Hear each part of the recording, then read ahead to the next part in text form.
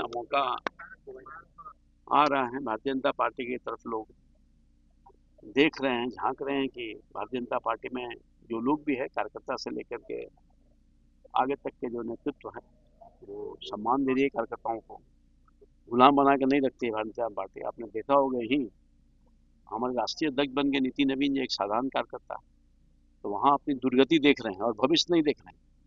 कुछ भी कर लेंगे, उन्हीं को है। राष्ट्रीय जनता दल या कांग्रेस पार्टी में है कि राहुल जी को हटा करके दूसरे को प्रधानमंत्री बना देगा, और राजद में है कि किसी को राष्ट्रीय अध्यक्ष बना देगा लालू जी के बाद, तेजस्वी जी के हटा करके। कोई है?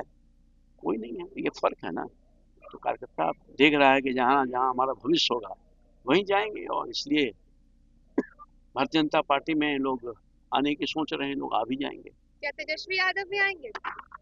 तेजस्वी अब पूछिएगा उन्हीं से।